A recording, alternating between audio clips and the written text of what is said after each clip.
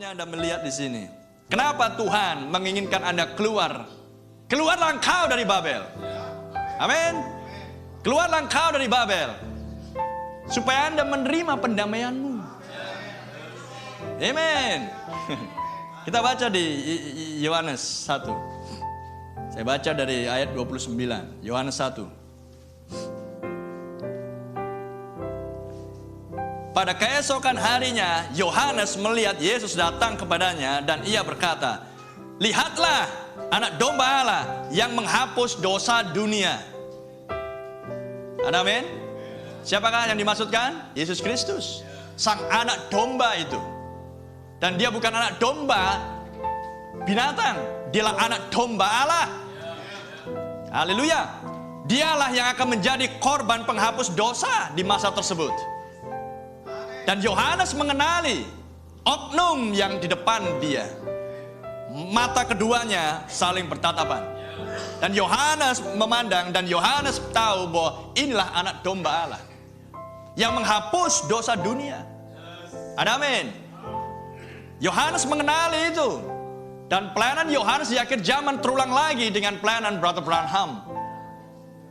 Ya, saya baca untuk Anda di Khotbah 1964.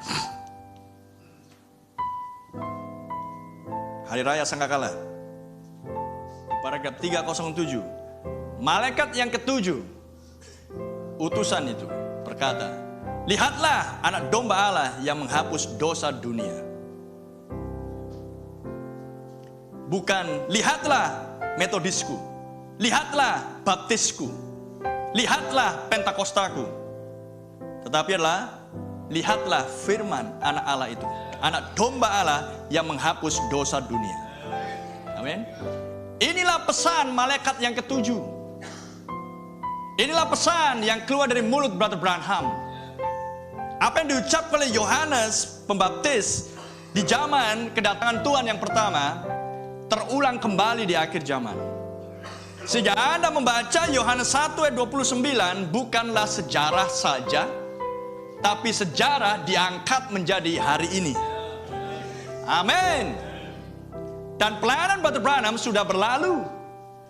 Tetapi pelayanan itu bersuara dan berteriak dengan perkataan yang sama. Malaikat yang ketujuh utusan berkata, "Lihatlah anak domba Allah yang menghapus dosa dunia." Oh, brother. Bagi gerejawi hal ini berlebihan. Karena konsep gerejawi, seseorang menerima Yesus Kristus sebagai Tuhan dan Juru Selamatnya, maka berarti dia sudah diampuni dosanya. Paham? Apakah benar demikian?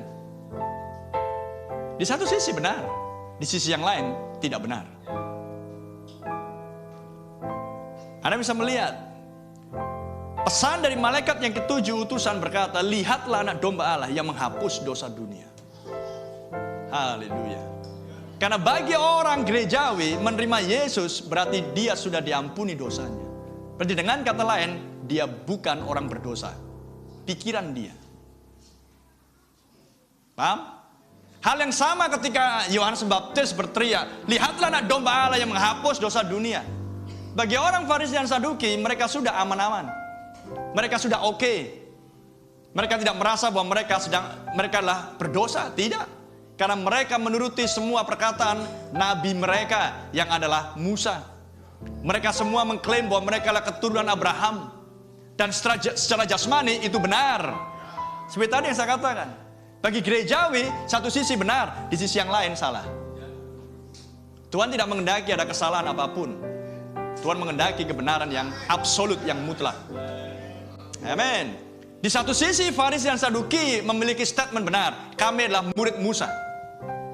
Kami adalah keturunan Abraham. Betul. Secara jasmani memang mereka keturunan Abraham. Tapi keturunan jasmani Abraham inilah juga yang menyalibkan keturunan tunggal Abraham yang adalah Mesias. Amin. Jadi yang menyalibkan Mesias adalah sesama keturunan Abraham. Bisa nangkap? Yang jasmani menyalibkan yang spiritual. Kalau saya bawa itu ke sini, apakah konsep yang sama? Kalau saya bawa itu ke zaman ini, apakah konsep yang sama? Karena Abraham dan Branham paralel. Amin. Yang keturunan jasmani Branham, seperti apa jasmaninya, brother? Intelektual. Mengklaim dirinya adalah pengikut pesan, tapi intelektual. Amin. Itulah yang juga akan menganiaya yang spiritual. Haleluya. Amen. Oh, brother, terlalu keraskah pernyataan itu? Saya pikir tidak. Kalau Anda mengerti konsep. Itulah sebabnya Anda baca di Yohanes 1 ayat 29. Lihatlah anak domba Allah yang menghapus dosa dunia. Dan sekarang Nabi mengucapkan dan perkataan yang sama. Malaikat yang ketujuh utusan itu, utusan di akhir zaman, Elia itu berteriak dengan ucapan yang sama. Lihatlah anak domba Allah yang menghapus dosa dunia. Maka Anda harus melihat pesan ini, apakah sekedar sebuah pengajaran? Pesan ini adalah korban penghapus dosa.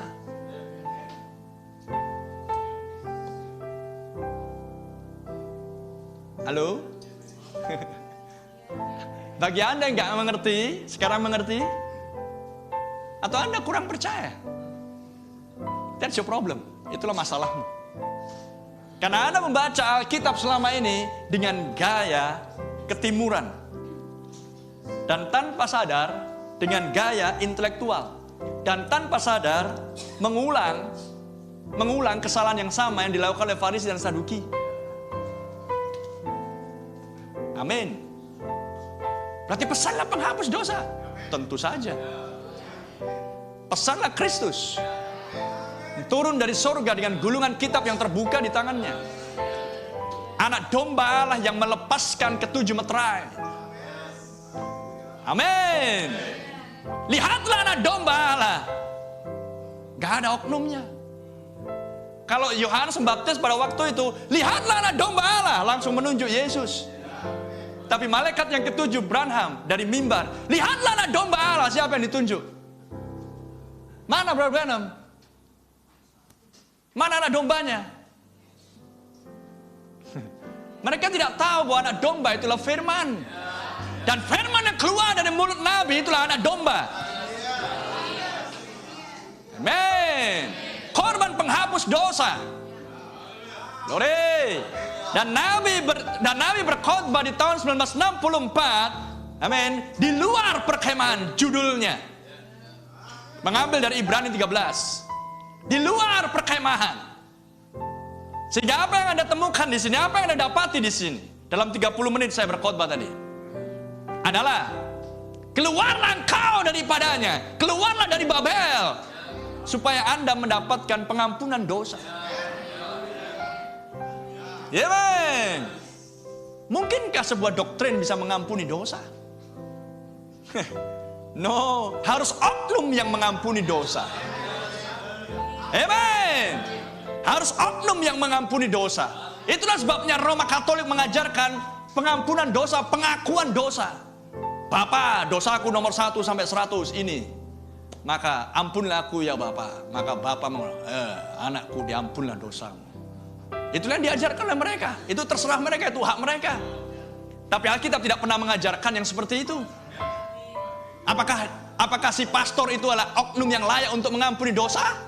Oh, brother and sister, dia juga orang berdosa yang perlu diampuni dosanya. Dibutuhkan seorang yang tidak berdosa untuk bisa mengampuni orang berdosa. Haleluya. Dan siapakah dia selain Yesus Kristus? Anak domba Allah.